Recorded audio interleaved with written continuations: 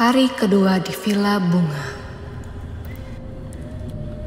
Sedikit demi sedikit, misteri Villa Bunga terkuak. Semua berawal dari kehilafan Pak Sugeng. Ruang utama Villa Bunga adalah saksi kejayaan sampai nasib Pak Sugeng yang tewas mengganaskan di kamar ini. Setelah pagi yang cukup melelahkan untuk Alwi, Tira, Bu Susi, dan yang lainnya, mereka pun melanjutkan untuk bergegas kembali ke kamar masing-masing karena agenda kegiatan lain yang telah menunggu. Bu Susi, atasan dari semua staf di divisi perbankan tersebut, memilih untuk langsung mandi. Namun, pintu kamar utama yang ditinggali Bu Susi tiba-tiba sulit untuk dibuka.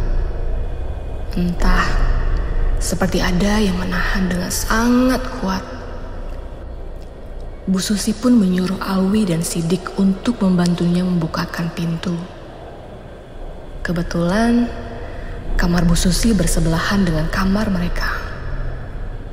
Alwi dan Sidik berbagi tugas. Alwi memaksa membuka pintu, sedangkan Sidik sibuk mencari Pak Mamat. Sidik menghampiri Pak Mamat yang sedang memotong beberapa bunga berwarna putih. Tanpa basa-basi, Sidik langsung menyuruh Pak Mamat untuk membantu membukakan pintu. Pak Mamat pun tertawa. Serasa sudah tahu ada masalah apa. "Kang, itu mah biasa, namanya juga villa tua, pasti gagang pintunya sering macet." Tak lama, Pak Mamat langsung menghampiri Bu Susi dan Alwi yang masih disibukkan dengan urusan gagang pintu. "Punten Bu, sini saya bantu. Ini mah tinggal dikasih minyak melati juga kebuka. Maklum, dulu yang punya suka pakai minyak tersebut." Bu Susi pun bertanya, "Pak, memangnya kenapa harus pakai aroma melati?" Sekali lagi, dengan santai Pak Mamat tertawa sinis. "Iya Bu, soalnya minyak melati jadi syarat." Belum selesai Pak Mamat bercerita sambil mengoles minyak melati ke gagang pintu, tiba-tiba pintu pun terbuka. Bu Susi yang hendak buru-buru pun langsung masuk sambil mengucapkan terima kasih kepada Pak Mamat, Alwi, dan Sidik yang telah membantunya. Pintu pun langsung dikunci dari dalam oleh Bu Susi. Dan begitu kagetnya Bu Susi, ternyata lantai kamarnya terdapat lendir-lendir yang mengarahkan dirinya ke salah satu lemari jati besar. Sambil mengelap bekas lendir, Bu Susi membuka lemari tersebut. Kaget bukan main rasanya. Ternyata di dalam lemari tersebut terdapat gaun berwarna hijau, lengkap dengan semua aksesorisnya. Gaun tersebut terlihat seperti yang pernah digunakan untuk acara pernikahan. Tiba-tiba, pintu kamar Bu Susi yang sebelumnya telah dikunci pun terbuka. Terbuka tanpa ada seorang pun di luar pintu tersebut. Bu Susi pun langsung berteriak sekencang-kencangnya. Secepatnya ia pun langsung lari ke kamar Alwi dan Sidik. Namun, belum sempat mengetuk, Bu Susi pun langsung jatuh pingsan. Dengan rasa kaget, Alwi dan Sidik yang sempat mendengar teriakan Bu Susi pun langsung keluar kamar. Dan di sana, mereka sudah melihat Bu Susi yang jatuh pingsan. Alwi langsung mengangkat Bu Susi ke kasur di kamar utama. Sedangkan Sidik langsung memanggil yang lainnya untuk segera membantu Bu Susi. Reni langsung membuatkan teh manis hangat untuk Bu Susi. Dan yang lainnya sedang sibuk membantu untuk membuat Bu Susi kembali sadar. Malam pun tiba. Bu Susi pun akhirnya terbangun. Semua staf Bu Susi pun merasa lega. Namun, mereka langsung keheranan melihat pandangan Bu Susi yang tiba-tiba kosong. Tidak lama dari situ, Bu Susi bangun dari kasurnya dan berjalan pelan menuju kolam renang. Semua orang pun merasa aneh dan mengikuti langkah Bu Susi. Hanya berselang 5 detik, Bu Susi terlihat sedang memperhatikan air di kolam renang. Ia seketika langsung melompat ke kolam tersebut. Dira langsung ikut melompat dan segera mengangkat Bu Susi ke tepian kolam. Alwi, Reni, Ajeng, Asti, dan Nara terlihat ketakutan melihat gerak-gerik Bu Susi yang sangat aneh.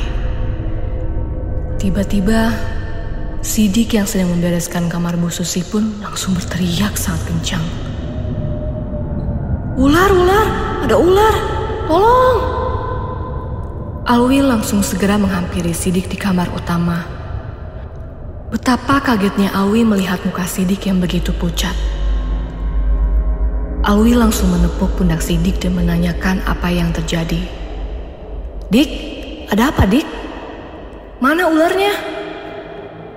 Tatapan Sidik yang juga kosong pun hanya menunjuk lemari yang berisi gaun hijau. Alwi pun dengan gemetar bukan main, perlahan-lahan membuka lemari tersebut. Dan ia langsung kaget. Di dalamnya terdapat sisik ular yang tergantung di lemari tersebut. Iya, gaun hijau yang dilihat Bu Susi telah berubah wujud menjadi sisik-sisik ular yang tergantung. Belum tuntas Alwi memastikan isi lemari, Bu Susi yang ada di tepian kolam renang pun langsung masuk ke kamar utama.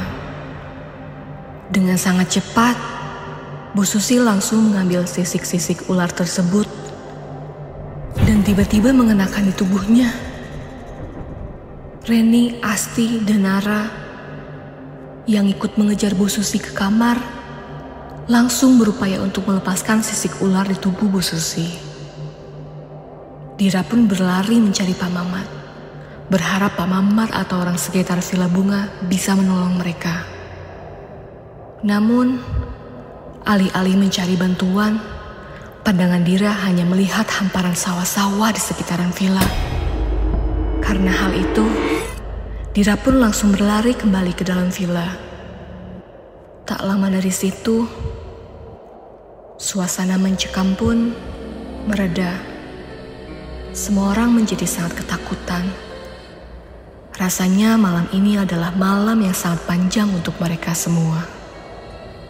Sekembalinya Dira, ia langsung masuk ke kamar utama bersama rekan-rekan lainnya sambil memastikan kondisi semua orang di sana.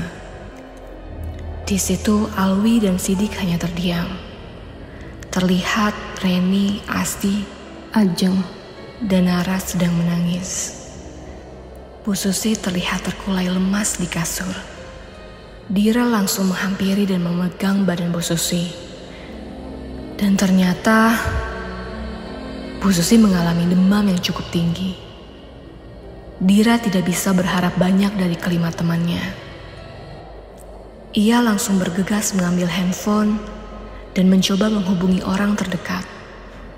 Sial bukan main bagi mereka. Sinyal handphonenya hilang. Iya, seketika tiba-tiba hilang. Dira dan semua orang di tanah hanya berharap pagi segera datang.